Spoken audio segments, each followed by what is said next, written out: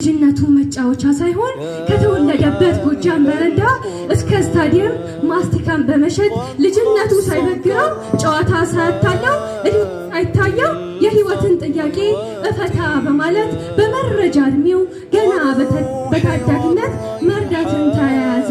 የሰው ልጅ የምግብ ጥያቄ አይደለምና የእውቀት ችግሩን ለመፍታት የአንደኛ ደረጃ ትምህርትን ለመማር ቢሻ 300 ብር ገዝፎ ከዘመዱ ቢያመራ እምቢታን ተመለከተ። አየኔ አባት በስንቱ አይን ተገርፎ ይሆን? ስንቱ በህብረት በማፌዝ ድምፅ ልፋ ያለው ፍጥረት ብሎት ይሆን? ስንቱ ያኔ ሳይረዳ የሌለህን ስም በመመልከት ለጥፎብህ ይሆን?